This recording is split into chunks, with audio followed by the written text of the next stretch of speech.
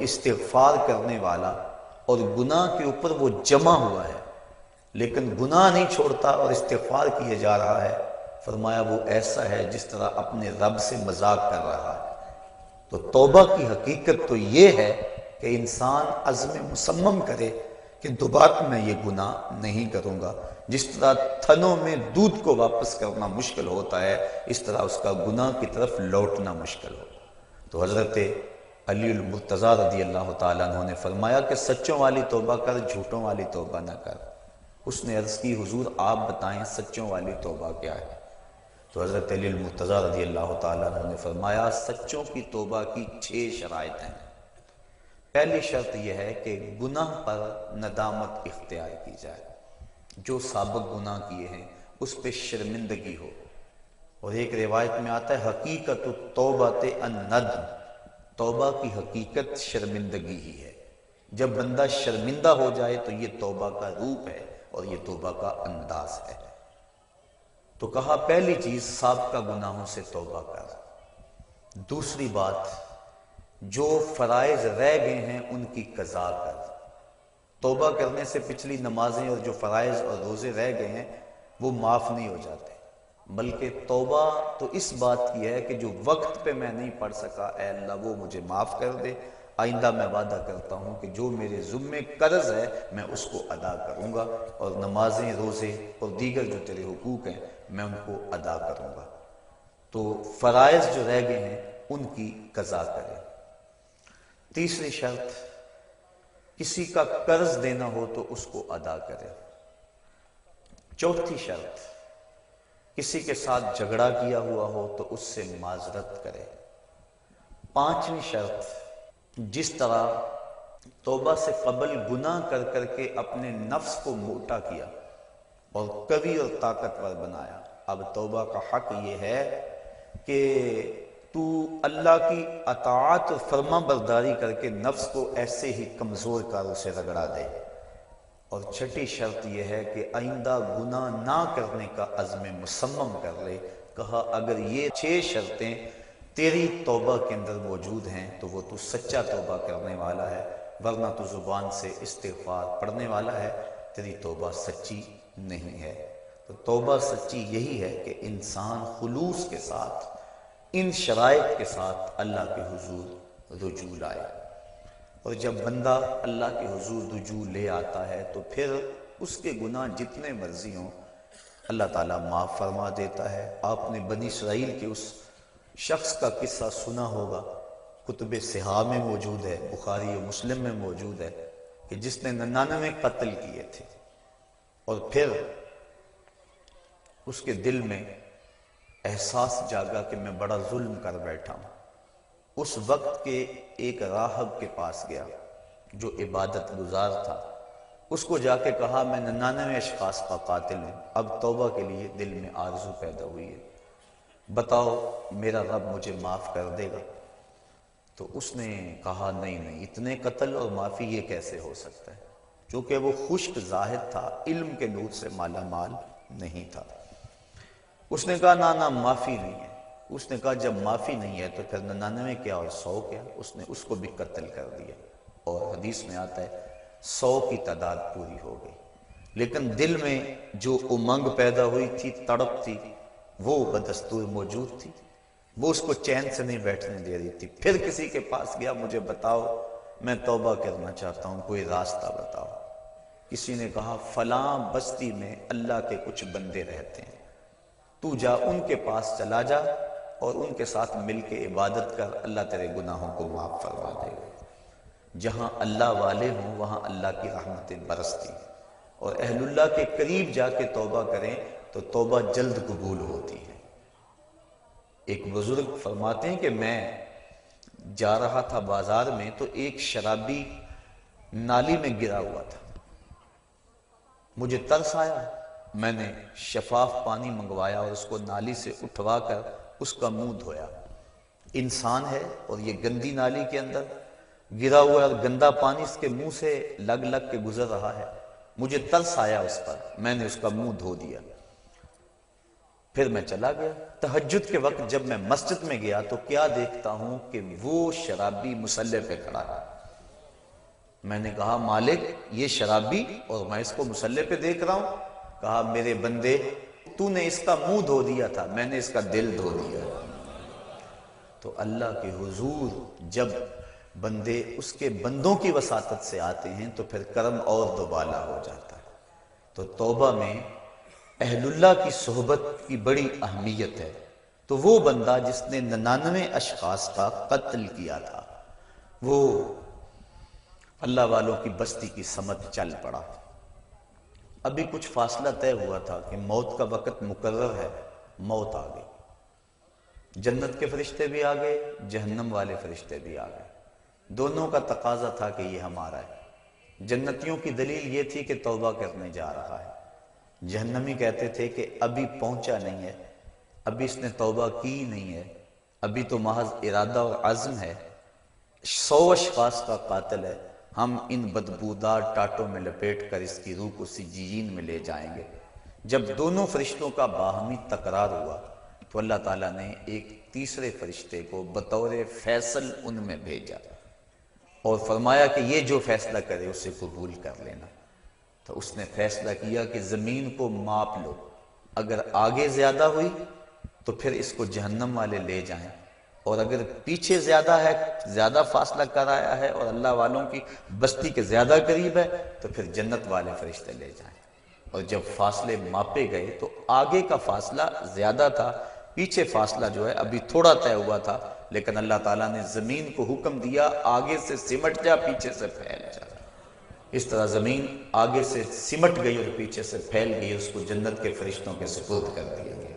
اور ایک روایت کے لفظ ہیں کہ جب وہ گرا، موت آئی، روح قبض ہونے لگی تو گرا، تو اس کو اتنا اشتیاق تھا اللہ والوں کی بستی کے قریب پہنچ کا، اللہ والوں کے پاس جا کر توبہ کرنے کا، کہ وہ مرتے مرتے بھی اپنے آپ کو گھسیٹ کے آگے کرتا رہا. اور وہ ایک بالشت اپنے سینے سے اپنے آپ کو گھسیٹ کے اس نے آگے کیا، اور جب اس کا فاصلہ ماپا گیا تو وہی ایک بالشت تھی جو اللہ والوں کی بستی کے زیادہ قریب تھا. تو اللہ تعالیٰ جل شانہ نے اس کی مغفرت فرما دی. تو اس کے حضور کتنا بڑا گناہ گار کیوں نہ ہو وہ بخش دیتا ہے. کہتا ہے کون ہے جو میرے علاوہ گناہوں کو بخشے گا؟ وَمَن يَغْفِرُ الذُّنُوبَ إِلَّا اللَّهُ، کہا اللہ کے علاوہ کون ہے جو بخشے گا؟ کوئی ہے بھی تو نہیں نا جس کی چوکھٹ پہ جائیں. ایک بوڑھا حج کو جا رہا تھا، ایک نوجوان نے کہا مجھے بھی ساتھ لے چلو. اس نے کہا آ جاؤ. لیکن جب عرفات میں پہنچے بوڑھے نے آواز لگائی لبیک اللہم لبیک، آگے سے آواز آئی لا لبیک، تیری کوئی حاضری قبول نہیں. تو وہ پھر بھی آواز لگا رہا ہے لبیک اللہم لبیک. جوان نے کہا بابا جی سنا نہیں کیا جواب مل رہا ہے؟ کہا آج سے نہیں سن رہا، 70 سال سے سن رہا. 70 سال ہو گئے آتے، میں کہتا ہوں لبیک، جواب آتا ہے لا لبیک. تو کہا بابا 70 سال ہو گئے یہ آواز سنتے اور پھر بھی آتے ہو؟ کہا جوان اس در پہ نہ ہوں تو بتاؤ کس در پہ جاؤں؟ اگر نہ آؤں گا تو کہاں جاؤں گا؟ اور تو کوئی چوکھٹ ہے ہی نہیں، یہی تو در ہے. تو جب اس بوڑھے نے یہ بات کہی اللہ کی رحمت کو جوش آیا. کہا تیری پچھلی 70 حاضریاں بھی قبول اور آج کی حاضری بھی قبول.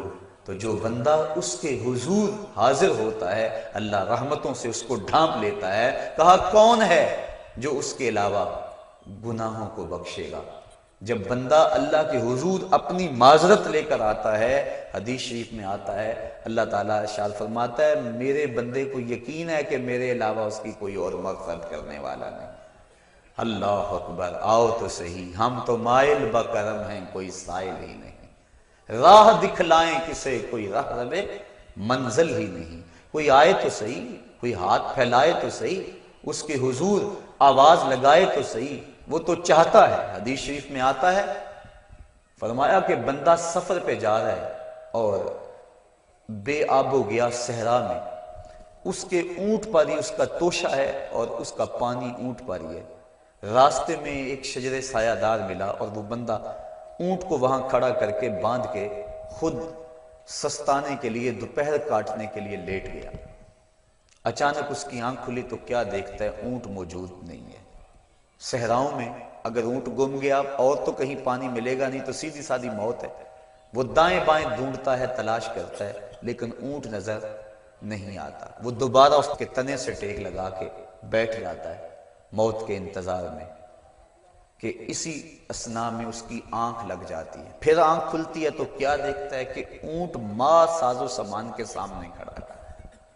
پھر بتائیے وہ بندہ کتنا خوش ہوتا ہے، اور خوشی میں کہتا ہے اللہم انتا عبدی وانا ربک، اے اللہ میں تیرا رب اور تو میرا بندہ۔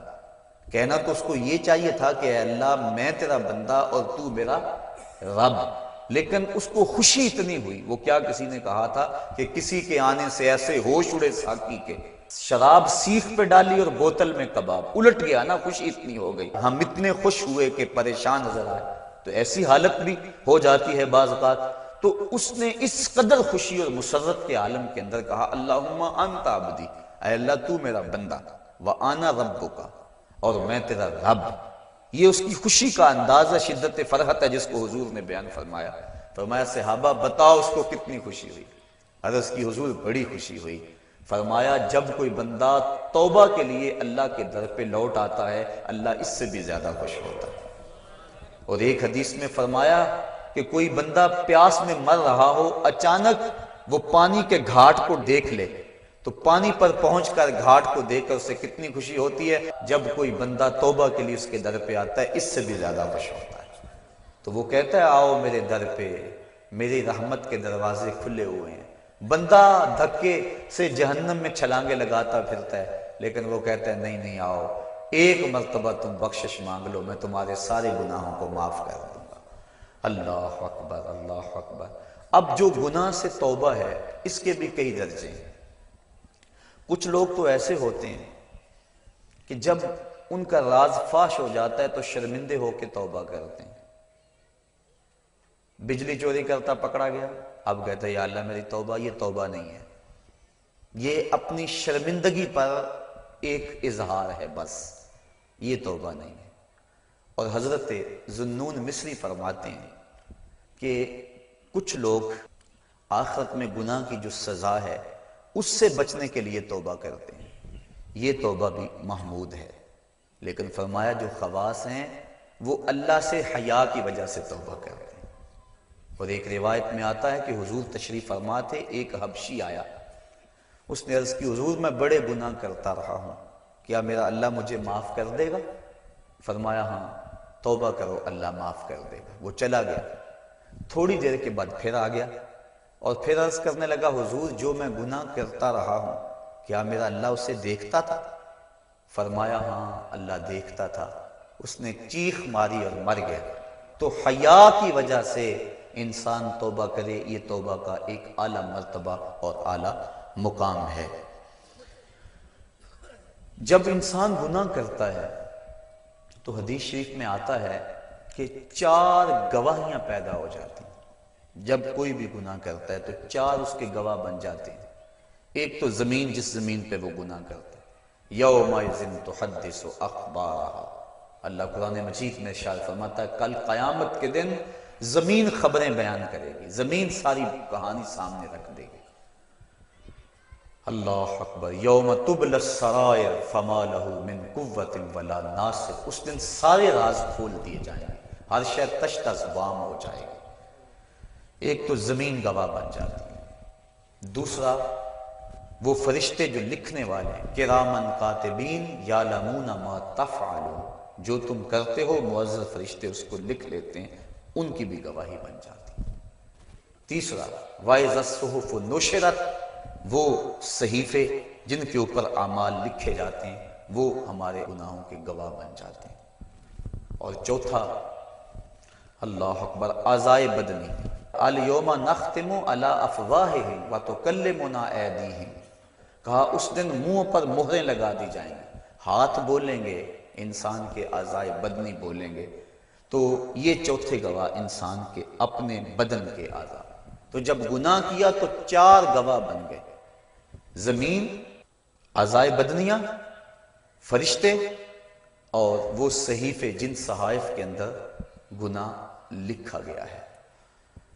لیکن جب بندہ توبہ کرتا ہے، حدیث میں آتا ہے اذا تاب العبد انسى الله الحفظة ذنوبه وانسى ذلك جوارحه ومعالمہ من الارض حتی یلقى اللہ ولیس علیہ شاہد من اللہ بذنب، اور اگر توبہ کر لیتا ہے تو پھر عذاب بھی بھول جاتے ہیں، فرشتے بھی بھول جاتے ہیں، نامہ اعمال بھی بھول جاتا ہے، حتیٰ کہ اللہ کے حضور اس کے گناہ کی گواہی دینے والا کوئی بھی موجود نہیں ہوتا۔ بعض صوفیاء اور بزرگوں نے کہا ہے کہ توبہ کی قبولیت یہ ہے کہ انسان اپنے گناہوں کو خود بھی بھول جائے، اور بعض نے کہا کہ نہیں، ان کو یاد رکھے، چونکہ یاد رکھنا اس کو توبہ کا تکرار دیتا رہے گا۔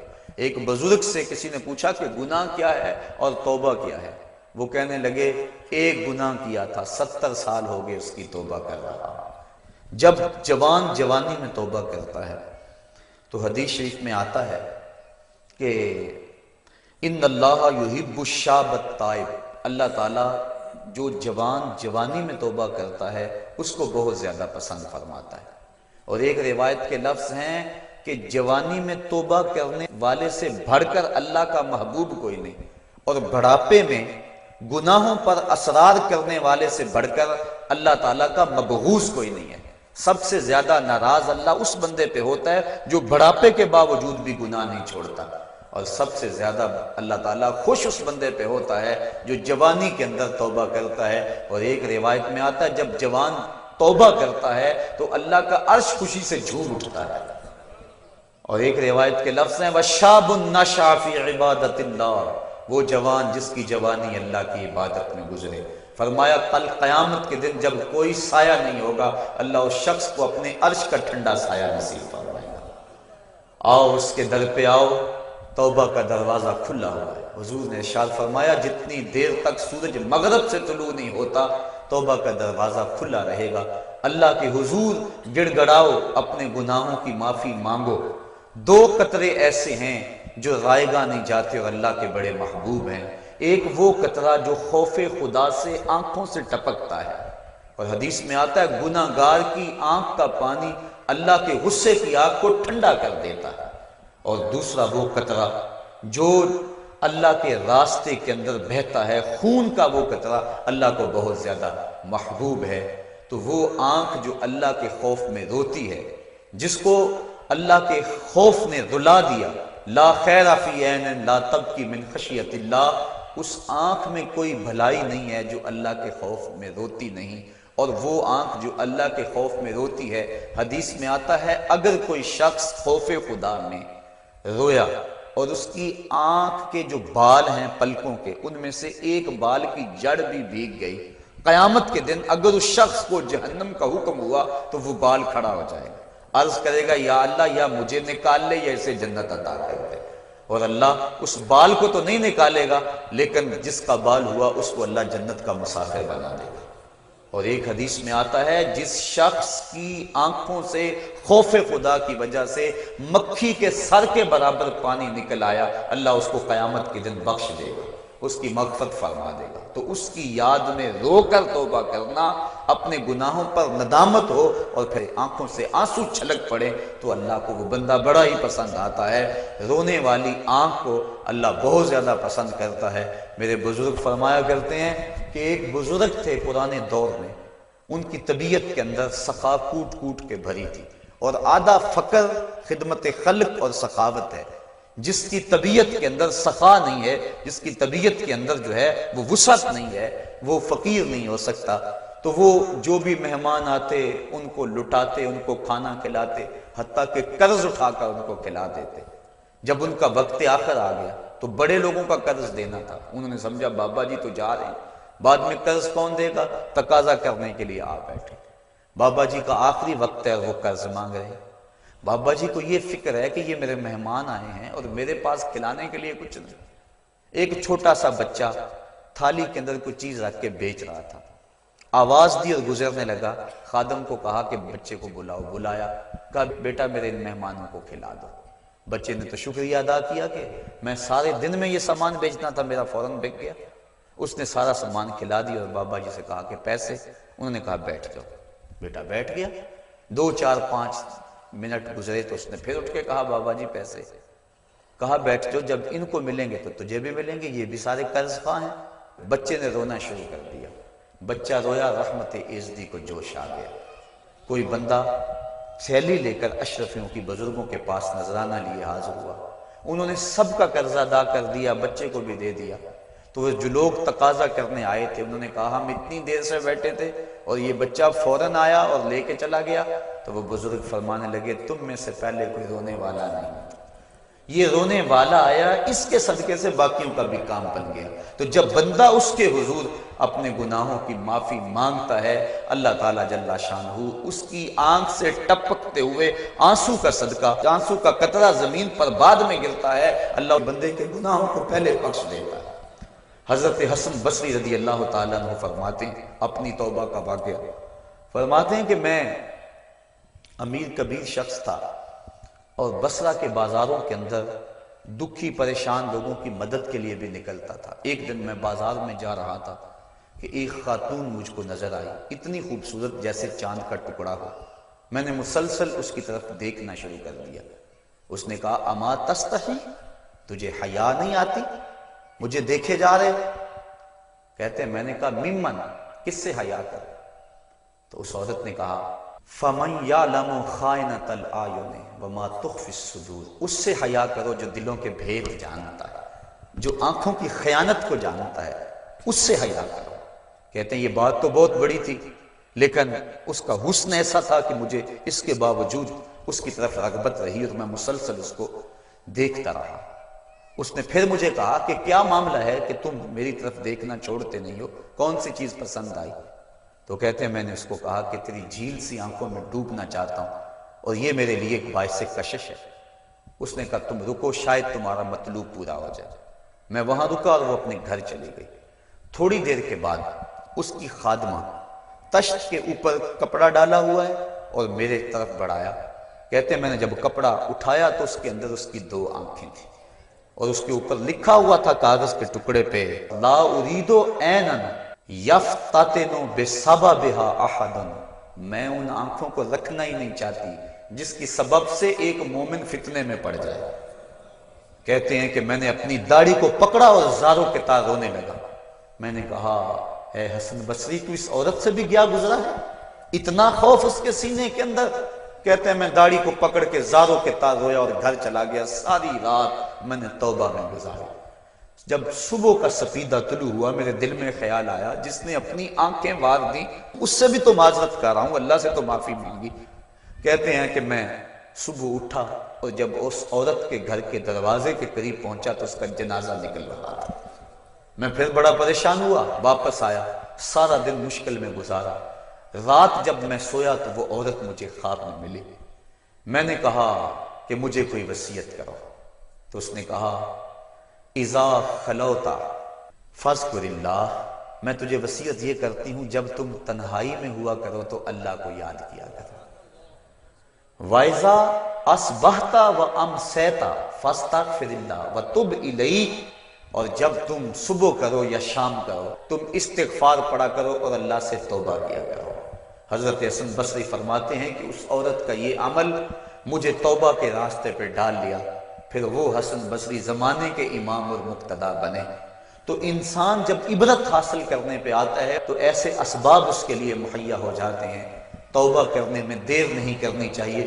بعض بات بندہ سوچتا ہے کہ ابھی میرے بڑے کام پڑے ہوئے ہیں، جب میں بوڑھا ہوں گا میں ریٹائرمنٹ لے لوں، میں بچوں کی شادیاں کر لوں، بس پھر فراغت ہو جائے گی، بچے کاروبار سنبھال لیں گے، پھر میں ہوں گا، مسجد ہوگی۔ یہ ایسا بندہ کہہ رہا ہے جس کی ملک ایک سانس بھی نہیں ہے، جو ایک سانس کا بھی مختار نہیں ہے، اور ایسے بات کر رہا ہے جس طرح سب کچھ اس کے قبضے میں ہو۔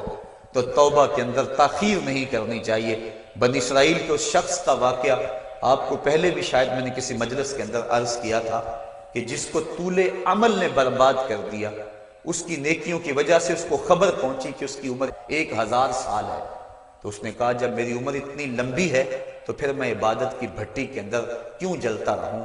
میں 900 سال گناہ کر لیتا ہوں اور 100 سال قبل توبہ کر لوں گا اور گناہوں کی معافی چاہوں گا۔ 900 سال گناہ کرتا رہا، 100 سال جب باقی رہا خیال آیا، پھر سوچا ابھی بڑا وقت پڑا ہوا ہے، میں 90 سال مزید گناہ کر لیتا ہوں، 10 سال قبل میں جو ہے وہ توبہ کر لوں گا۔ 10 سال رہ گئے، پھر خیال آیا 9 سال گناہ کر لیتا ہوں، 1 سال قبل توبہ کر لوں گا۔ جب 1 سال رہ گیا پھر توبہ کی سوچ آئی تو کہنے لگا 12 ماہ ہوتے ہیں سال کے، میں 11 ماہ تک گناہ کر لیتا ہوں، 1 ماہ قبل میں توبہ کر لوں گا۔ پھر 1 ماہ بھی گزرا، ہفتے تک بات پہنچی، حتیٰ کہ 1 دن رہ گیا، اور پھر وہ کہتا تھا بھی فلاں فلاں گناہ میرا رہتا ہے وہ میں کر لوں۔ ایسی لت پڑ گئی تھی گناہ کہ بنی اسرائیل کا وہ شخص کہ جو اس انتظار میں تھا کہ بس یہ گناہ کر لوں اور یہ گناہ کر لوں پھر توبہ کر لوں گا، اچانک موت آئی اور موت نے اس کو دبوچ لیا اور وہ توبہ کے بغیر مر گیا۔ تو طول عمل، لمبی امید کہ ابھی وقت میرا بڑا پڑا ہوا ہے، پہلے تو پتہ ہی نہیں ہے کہ وقت موجود بھی ہے یا کہ نہیں، اگلی سانس آئے گی یا کہ نہیں، دوسری بات جو کیفیت اب ہے پتہ نہیں آگے ہو یا نہ ہو۔ شیطان کو جتنی مہلت دو گے، جتنی بیماری گھر کر جائے گی، اس قدر ہی اس کا ختم ہونا مشکل ہے۔ اس لیے جب گناہ کرے تو فوراً توبہ کر لے، گناہ مٹ جاتا ہے۔ اور اگر انسان کہتا ہے کہ نہیں یہ کر لوں پھر توبہ کروں گا، تو توبہ کو مؤخر کرنا انسان کو گناہ پر دلیر بنا دیتا ہے۔ اور ایک حدیث میں آتا ہے جب انسان گناہ کرتا ہے تو اس کے دل پر ایک سیاہ نقطہ پڑتا ہے، اگر وہ توبہ کر لے تو وہ مٹ جاتا ہے، دل شفاف ہو جاتا ہے۔ لیکن اگر وہ توبہ نہ کرے پھر دوبارہ گناہ کرے تو دل پر ایک اور سیاہ نقطہ پڑ جاتا ہے، پھر وہ گناہ کرتا رہتا ہے اور دل کے اوپر سیاہی پھیلتی رہتی ہے، حتیٰ کہ ایک دن آتا ہے کہ پورا دل اس سیاہی کی لپیٹ میں آ جاتا ہے، اور جب پورا دل سیاہ ہو جائے پھر گناہ کر کے بھی اس کو ندامت اور شرمندگی نہیں ہوتی۔ مومن تو جب گناہ کر بیٹھتا ہے تو محسوس کرتا ہے جس طرح پہاڑ کے نیچے آ گیا، ابھی گر جائے گا اور مجھے کچل دے گا۔ اور منافق یہ سمجھتا ہے گناہ کرنے کے بعد کہ بدن پہ مکھی بیٹھی تھی، ہلکے سے اشارے سے میں نے اس کو اڑا دیا، وہ مکھی کے بیٹھنے جیسی کیفیت کا احساس کرتا ہے منافق۔ تو جب دل سیاہ ہو جائے تو بندہ گناہ پہ گناہ کرتا ہے، زندگی گناہوں سے لتھڑی ہوئی گزرتی ہے لیکن توفیق توبہ نہیں ملتی۔ صاحبو، زندگی بیت رہی ہے، ایک ایک لمحہ کٹ رہا ہے، ہم لمحہ لمحہ موت کے قریب ہو رہے ہیں، ہم سمجھتے ہیں ہم بڑے ہو رہے ہیں لیکن نہیں، ہم چھوٹے ہو رہے ہیں۔ جب گنتی الٹی شروع ہو جائے کام جلدی 0 تک پہنچ جاتا ہے، سانسوں کی الٹی گنتی شروع ہے اور ہم لمحہ لمحہ قریب ہو رہے ہیں۔ رمضان کا موسم ہے، جمعۃ المبارک کا یوم سعید ہے، سہانی گھڑیاں ہیں، امٹتی ہوئی رحمتوں کی برسات ہے۔ فرمایا حدیث میں کہ ایک ساتھ جمعۃ المبارک میں ایسی ہوتی ہے جس میں جو دعا مانگو اللہ اسے قبول فرما لیتا ہے۔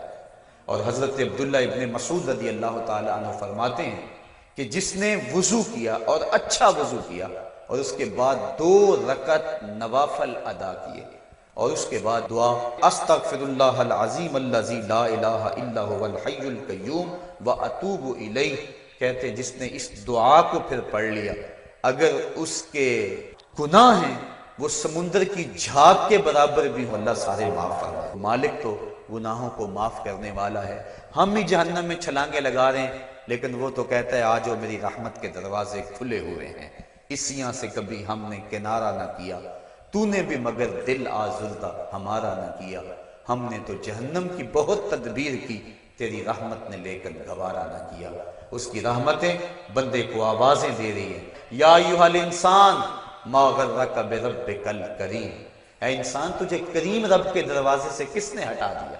الذی خلقک فسواک فعدلک فی ای صورت ما شاء رکبک، جس نے تجھے پیدا کیا، جس نے تجھے تخلیق کیا، تجھے حسن اور جوانی دی، تیرے اعضاء کو توازن اور اعتدال دیا۔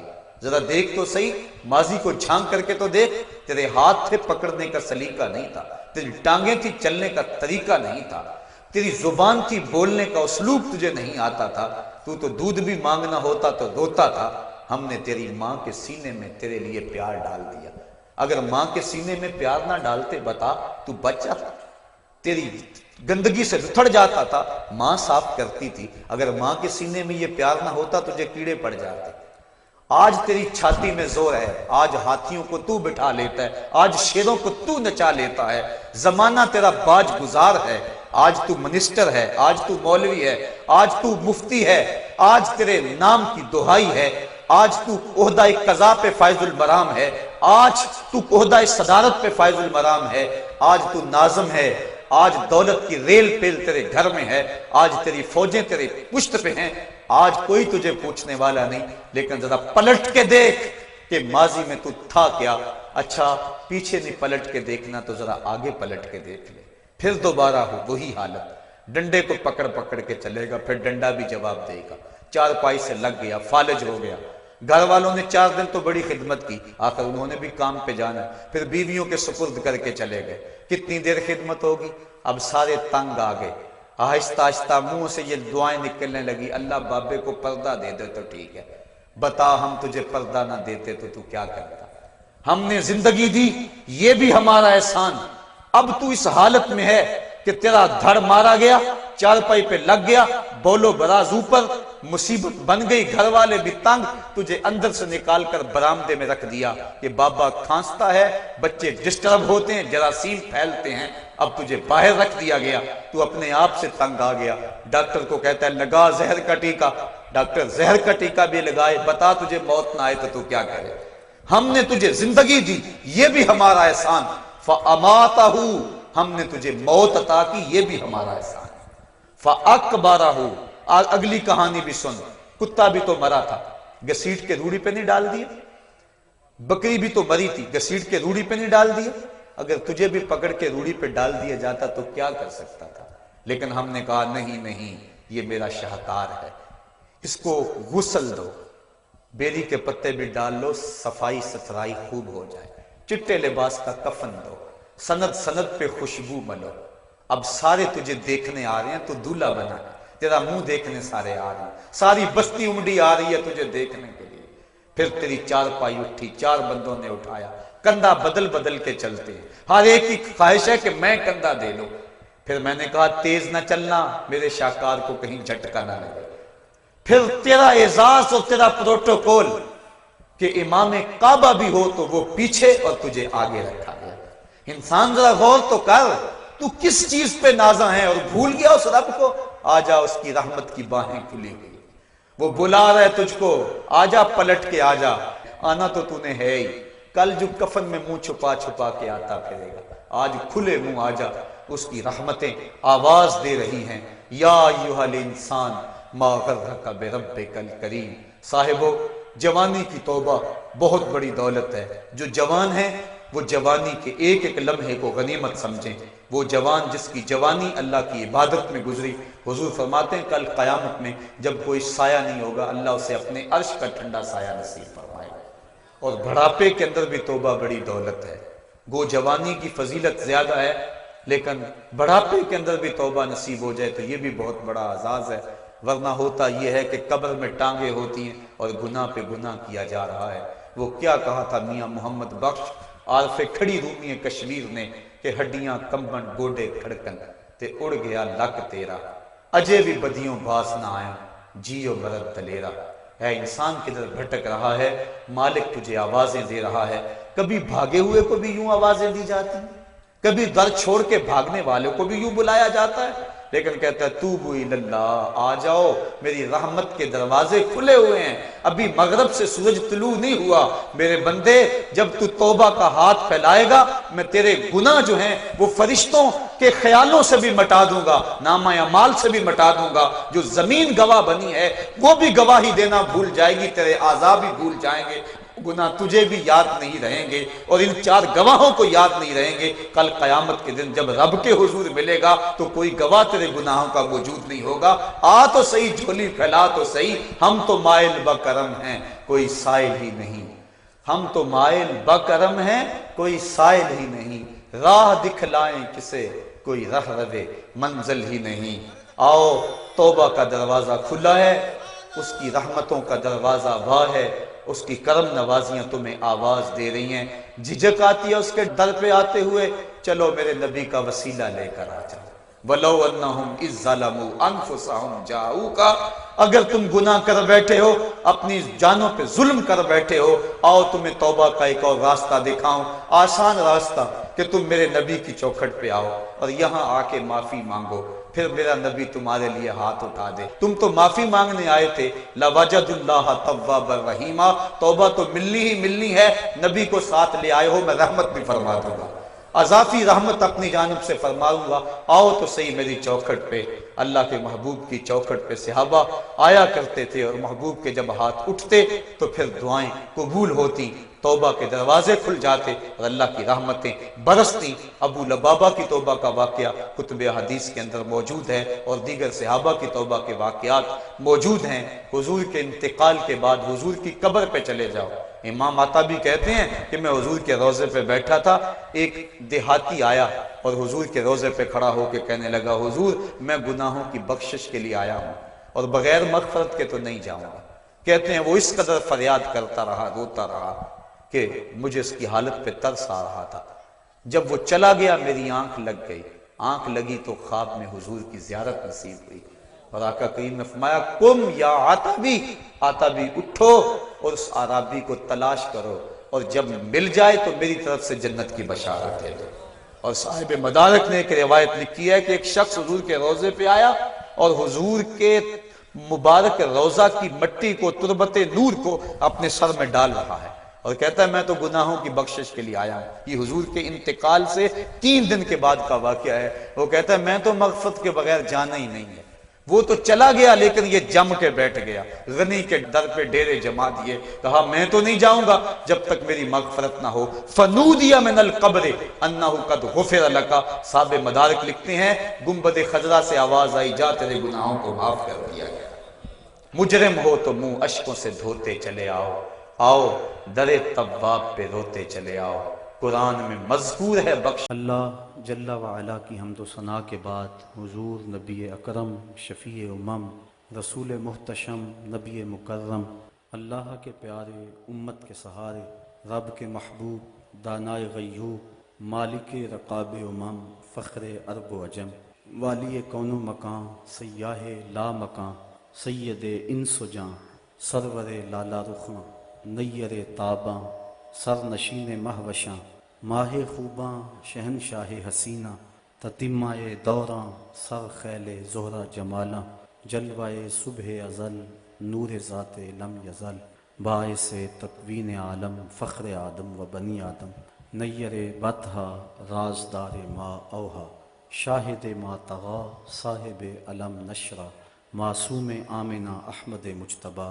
حضرت محمد مصطفیٰ صلی اللہ علیہ وآلہ وسلم کے حضور ناس میں اپنی عقیدتوں، ارادتوں اور محبتوں کا خراج پیش کرنے کے بعد مقتدر علماء کرام، مشائخ اعظام، معزز محترم سامعین، صدر محفل عالی مرتبت جناب پروفیسر نذیر احمد چیمہ صاحب، السلام علیکم ورحمۃ اللہ وبرکاتہ۔ اس عظیم الشان لبیک یا رسول اللہ کانفرنس میں آپ کو آنے پر خوش آمدید کہتا ہوں، اور آپ سب کا بالخصوص علماء کرام کا شکر گزار ہوں کہ جنہوں نے اپنی گوناہ گو مصروفیات سے وقت نکال کر ہمیں رونق بخشی، اور آج یہ عظیم الشان کانفرنس اپنے آقا و مولا حضور ختم المرتبت صلی اللہ علیہ وآلہ وسلم کے ساتھ تجدید عہد غلامی کرنے کے لیے منعقد ہوئی۔ اللہ تعالیٰ سب کی کاوشیں اپنی بارگاہ میں قبول فرمائے۔ اس وقت پوری دنیا کے جو معروضی حالات ہیں وہ آپ سب لوگوں کے سامنے ہیں۔ کابل سے کندھار تک، قلعہ جنگی سے تشت لیلہ تک، تورا بورا سے تکریت تک، موصل سے بغداد تک، جاوا کے ساحل سے رباط کے کوچہ و بازار تک، نیل سے کاشغر تک، القدس سے کشمیر تک، دریائے آموں کے اس پار سے ڈھل جھیل کے کناروں تک، جس سمت بھی نظر اٹھائیں خون ہی خون بکھرا ہوا نظر آ رہا ہے۔ ہم نے لٹتے ہوئے بغداد کی کہانیاں بھی پڑھی، غرناطے کو ڈوبتا ہوا بھی دیکھا، اندلس کی سرزمین میں مسلمانوں کے قتل عام کے قصے بھی دیکھے، لیکن ان 2-3 اشروں میں جس انداز سے مسلمانوں کے ساتھ جبر و ظلم کی داستاں رقم کی جا رہی ہے، یہ ایک انوکھا، دل گداز اور روحوں کو چیرتا ہوا ایسا ماحول ہے کہ ہر دل دکھ سے بھرا ہوا ہے۔ کائنات کے ایک ایک گوشے میں آگ سلگ رہی ہے۔ ہمارے ساتھ کیا ظلم نہیں ہوا اور کون سا دکھ ہم نے نہیں سہا۔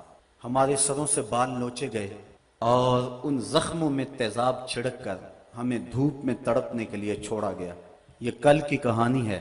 ہماری شارگوں کو کاٹا گیا، اور جب خون بہہ گیا تو شارگوں میں پیٹرول بھرا گیا، ہمارے جسموں کو آگ دی گئی، اور جب وہ لاشیں تڑپتے تھے امریکی گنڈے کہے لگاتے تھے، کنٹینروں کے اندر جو شبرغان کی طرف جا رہے تھے اتنے لوگ بھر دیے گئے کہ جتنی ان میں گنجائش بھی نہیں تھی، اور جب وہ پیاس سے تڑپنے لگے تو ایک دوسرے کا پسینہ چاٹتے تھے، اور وہاں جا کر جب انہیں کھولا گیا تو دکھ بھری داستان سنانے کے لیے 2-3 کے علاوہ سب لوگ اپنے سروں پہ شہادت کا تاج رکھ چکے تھے۔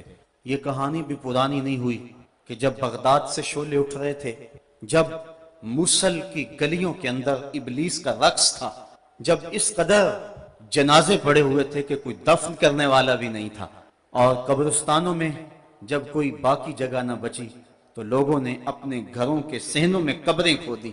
مجھے ام فاطمہ کی چیخیں آج تک یاد ہیں، جس کا سارا گھر اس کے سامنے لٹ گیا، جس کی آبرو پہ بھی حملے ہوئے۔ فلسطین کے اندر ابھی کل کی کہانی ہے کہ 100 بچوں کو ٹینکوں تلے رون دیا گیا۔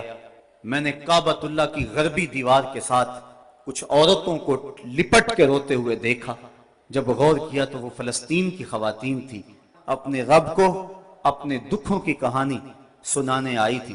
ہمارے ساتھ بڑا کچھ ہوا، ہم نے بڑے دکھ سہے، ہمارے اوپر بڑے کچوکے لگے، ہم زخموں سے چور تھے، ہمارے کلیجے چیرے گئے۔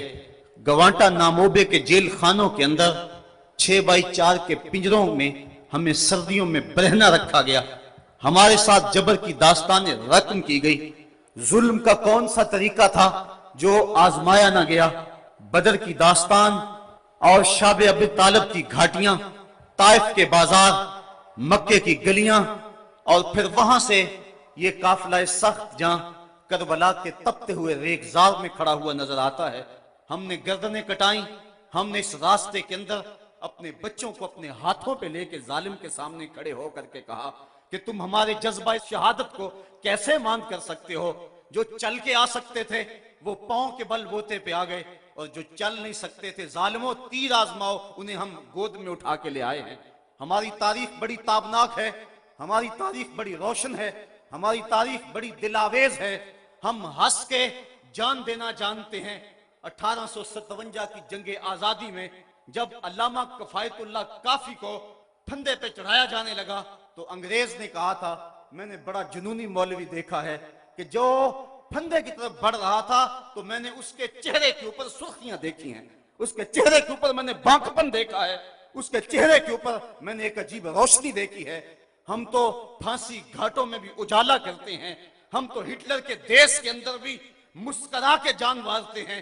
ہم نے تو یہ عظیمتوں کی داستانیں رقم کی، ظالموں نے بڑے ظلم کیے، بڑے دکھ کیے، خلافت عثمانیہ کو توڑنے کے لیے ان کے کتنے جاسوس حرکت میں آئے، مسلمانوں میں افتراق کے بیج بوئے، کیا کیا دکھ نہیں اور کیا کیا زخم نہیں جو ہم چاٹ رہے ہیں۔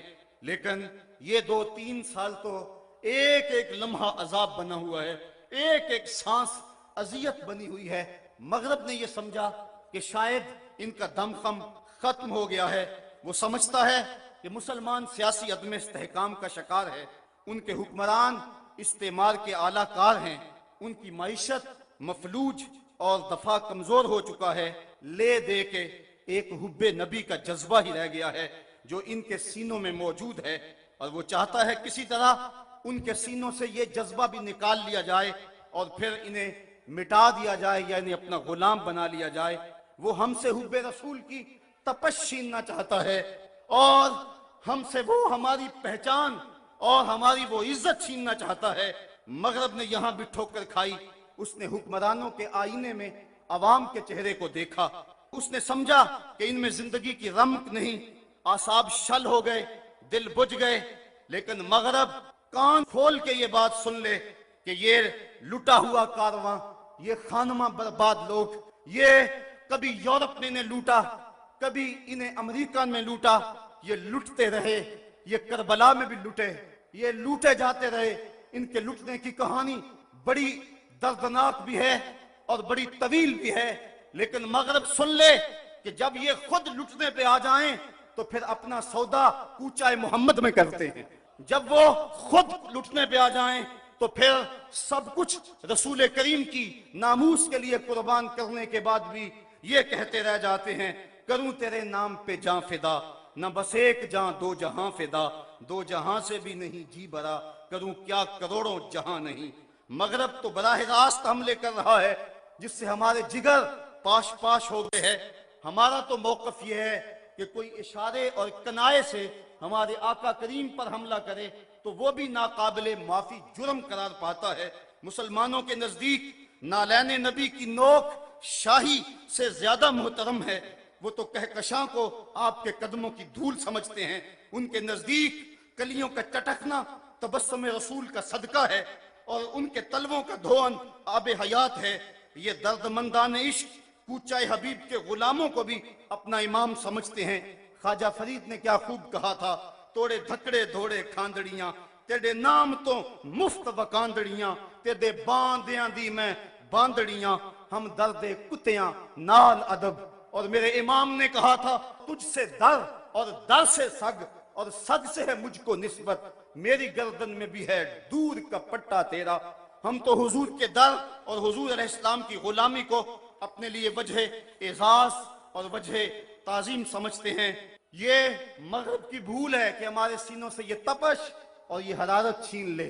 یہ مر سکتے ہیں، یہ اپنا سب کچھ کٹا سکتے ہیں، لیکن ان کے لاش کے ایک ایک ٹکڑے سے محمد محمد کی صدائیں آئیں گی۔ صاحبو، بات لمبی ہو رہی ہے۔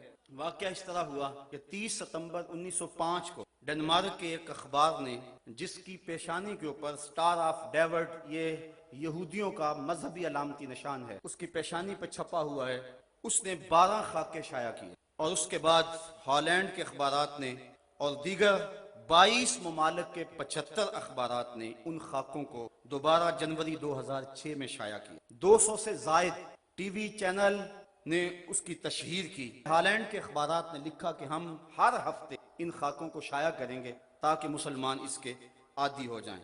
اٹلی کے ایک بدبخت وزیر نے خاکوں والی ٹی شرٹ پہنی اور اپنی قوم سے کہا کہ اس کو رواج دیا جائے تاکہ مسلمانوں کے جذبات مجروح۔ یہ خاکے یہودی کارٹونسٹ ویسٹر گارڈ نے بنائے اور اس نے مختلف اخبارات کو 11 اسلامی ممالک کے سفیر ڈنمارک کے وزیر اعظم کے پاس احتجاج لے، لیکن اس بدبخت نے ان کو ملنے سے انکار کر۔